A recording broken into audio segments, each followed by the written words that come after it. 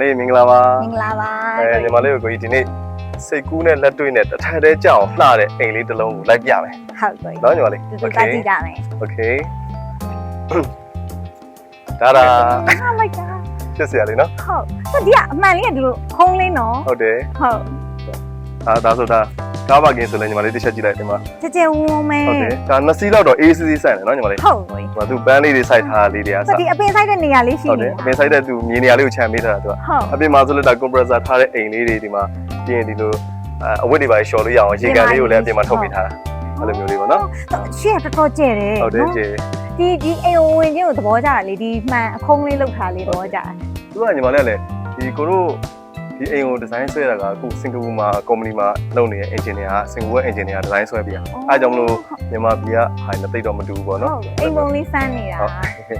ဒီရှည်လေးကဘာလေးလဲကိုဒါကညီမလေးဟိုပါပေါ့ coffee လေးပါတောက်မလားမိသားစုနဲ့အေးစစ်စစ်ညနေပဲထိုင်လို့ရအောင်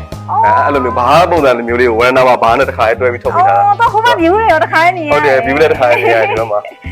တော့ထိုင်လို့လည်းအေးစစ်ဒီမှာအေးစစ်နော်ခြေလို့ရတယ်ဒီရှေ့မှာလည်းဒီလိုခုံလေးချပြီးလည်းထိုင်လို့ရတယ်နော်ညီမလေးတို့ကိုကြီးတို့လူငယ်တွေဆိုရင်ဒီမှာအကြိုက်ပဲ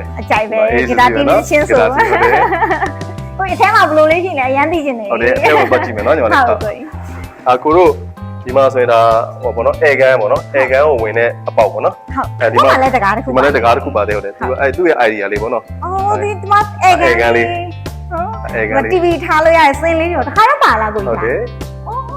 ဒါခုနညီမလေးမြင်ရတယ်မှန်ခုံးလေးနေရပေါ့နော်သူကညီမလေးသူ့ရဲ့ပုံစံတစ်ချက်ကြည့်လိုက်ဒီမှာ living area ကြီးကိုလုံးအကြီးလို့ထားအကျယ်ကြီးပဲနောက်တစ်ခါဒီမှာထမင်းစားပွဲလည်းပါတယ်ဒီမှာအဲကန်လည်းပါတယ်ဟောဒီမှာ TV စင်းတွေပါတယ်နဲ့ living area ကြီးပဲဒီဘက်မှာဆိုတော့ဒီအခုံးလေးညီမလေးခုနကြိုက်တယ်ဆိုတဲ့နေရာလေးကဒါဖျားကန်းလုပ်လို့လည်းရတယ်အော်ညီမလေးဖျားကန်းလုပ်ချင်တယ်ဒီလိုမျိုးလေအဲ့လိုမျိုးလေးတိတန်လေးပေါ့ညီမလေးအိမ်ရှိလေးမှာလို့လေးထုတ်ပေးထားတာအခန်းကလည်းနှခမ်းပါလေအခန်းကညီမလေးသူက single နှခမ်း master bedroom နှခမ်းပါတယ်နော်ဟုတ်ဒီ single လေးဆိုတော့ဒါ7ပတ်လည်လောက်ရှိမယ်ဒီအကုန်လုံးကိုအိမ်လုံးကိုပေါ့နော်စပြီးအိမ်ထဲဝင်လိုက်ပြီးဆိုတော့ဒါကိုရီးယားပါကီခင်းပေးထားကိုရီးယားပါကီလို့ဒီမှာလောကအကောင်အထူကြီးတွေတွဲမီတွေခင်းပေးထားအကုန်လုံးဒါလေးဆိုသူထည့်ပေးထားတဲ့ furniture ဆိုရင်ဒါတွေကသူ studio home ကနေပြီးတော့မှာပြီးထည့်ပေးတာလောကအကောင်တွေကြီးပဲညီမလေးဒါသူ studio home ရဲ့ဟိုအသစ်ပေါ့နော်ဒစိမ့်တွေပါအကုန်လုံးပါတယ်ဟုတ်ရိုးရိုးပေါ့နော်ဒါ single room အော်ဟုတ်ကျယ်ကြီးပဲဒီပါမန်းရောင်လေးလည်းလာတယ်သူ့ရဲ့ ceiling height ဆိုရင်ညီမလေးကြီးအမြင့်ကြီးပဲဒါဆိုရင်12ပေကို12ပေလောက်ရှိတယ်ဒါဆိုရင်နေတာပေါ့နော်ဒီမှာလုံခြုံရေးတမန်တန်ကားတွေအကုန်လုံးပါပြီးသားကိုဟိုဘက်ကကြတော့ဗာခန်းနေဒါကညီမလေး master ရော master bedroom အဲ့ဒီသူကအိမ်နာပါပြီဟုတ်တယ်အဲ့ဒါဆိုဒီလိုမျိုးရှာလေးထုတ်ပေးတာဒါ design လေးလာတယ်နော်ဒီလိုမျိုးလေးဒီမှာသူ့ရဲ့အရင်ပေါက်ပါမယ်ဒီမှာဆိုရင်သူ့ရဲ့ဒီချိုကအိမ်နာပစ္စည်းတွေလည်းနော်ဒီဟောဒစိတ်အကောင့်သုံးပေးထားတာဟုတ်တယ်ဟုတ်တယ်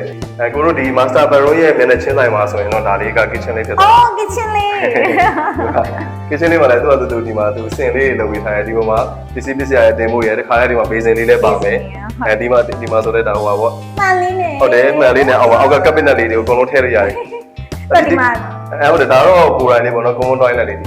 မျက်နှာချင်းဆိုင်လေးမှာဒါတော့နဲ့သူညီမလေးကဒါလေးက second home လေးပဲလုပ်မလားတော့မိသားစုလေးပဲအေးစစ်စစ်နေမလားဟောအဲ့လိုမျိုးလေးအေးစစ်စစ်ဖြစ်တယ်ဒီမှာဒီမှာရေမီအကုန်ဆုံးပါတယ်ရေမီအကုန်ဆုံးပါတယ် furniture တွေအပြည့်စုံကုန်ပါတယ်ဟုတ်ဆေးဆိုလေလေဆေးလဲသူကအကောင်းနေသုံးပေးထားတယ်